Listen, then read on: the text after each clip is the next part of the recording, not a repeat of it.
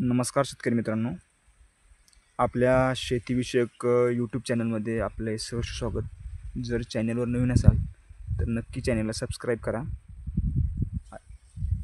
आज आपण विषय निवडला आहे तो म्हणजे तूर. तूर हे डाळीचे मुख्य पीक मराठवाड्यातील शेतकऱ्यांचे मुख्य पीक आपण म्हणू शकता. कारण चांगलं उत्पादन मिळवून देणारं हे पीक असून जर योग्य नियोजन असेल तर उत्पादन कमी व तोटा अधिक उद्भवू शकतो. त्यामुळे तुरीचे योग्य प्रकारे नियोजन शेतकऱ्यांनी केले पाहिजे. त्या संदर्भात आपण सर्व माहिती या व्हिडिओमध्ये देणार आहोत, त्यामुळे व्हिडिओ शेवटपर्यंत पहा. तूर पेरणीसाठी योग्य कालावधी हा 15 जून ते 15 जुलै असून या काळात पेरणी झाली तर अधिक उत्पादन मिळू शकते व जास्त प्रमाणात किडीचा प्रादुर्भाव पण होणार नाही. जर पाऊस या वेळेत 15 जूनच्या वेळेत आला तर त्यावेळेस पेरणी करण्यास काही हरकत नाही. तसेच पेरणीसाठी व भरघोस उत्पादनासाठी आपल्याला तुरीच्या योग्य वाणांची निवड करणं गरजेचं आहे. त्यात तुरीच्या चांगल्या वाणांची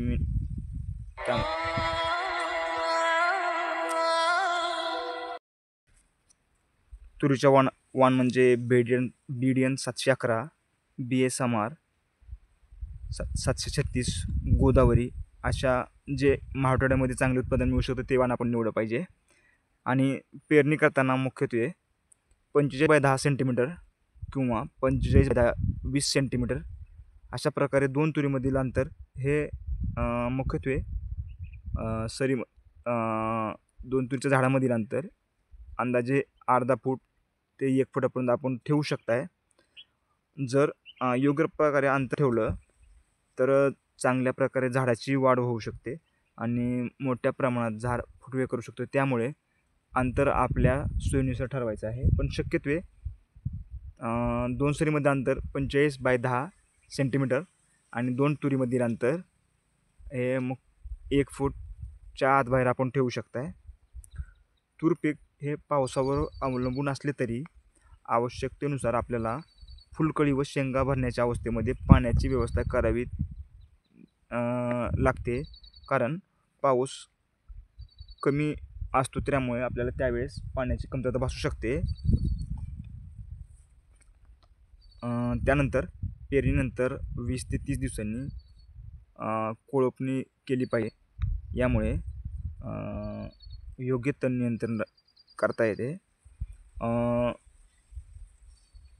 तुरीच्या भरघोस उत्पादनासाठी तुरीचे पहिली 30 दिवसांनी शेंडे छाटणी केले पाहिजे आणि त्यानंतर एक 65 ते 70 दिवसांनी दुसऱ्यांदा शेंडे छाटणी केली पाहिजे. तसेच 45 दिवसांनी तुरीच्या 2 ओळीमध्ये कोळपणी करून त्यांना ऊसाप्रमाणे सरी टाकली पाहिजे.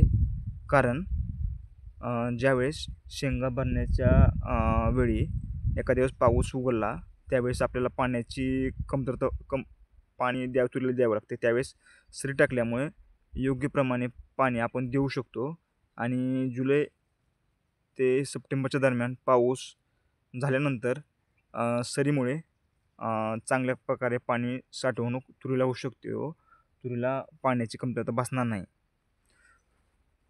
आपण त्यानंतर आपण कीड नियंत्रण याविषयी माहिती देऊ. तुरीमध्ये फुलोरा व शेंगदाण्याच्या अवस्थेमध्ये घाटे अळी, पिसारी पतंग व शेंगकिडीचा प्रादुर्भाव होतो. त्यामुळे 30 ते 40% नुकसान या किडीमुळे होते. त्यामुळे आपल्याला तुरीसाठी कीटकनाशकाची फवारणी करणे पण खूप गरजेचं आहे. त्यात आपण पहिली फवारणी ही आपली तूर फुलोरा अवस्थेमध्ये असताना त्यावेळेस एक बुरशीनाशक कोणत्याही कंपनीत तुम्ही बुरशीनाशक घेऊ शकता. त्यामध्ये त्यात नंतर इमॅक्टिन बेंजेट 5% आणि ह्युमिक ॲसिड किंवा बायोटायक्स अशा प्रकारचे एखादं टॉनिक चांगल्या प्रकारे फुलवाढ होण्यासाठी ह्या तिन्हीचे योग्य मिश्रण करून आपण फवारणी केली पाहिजे.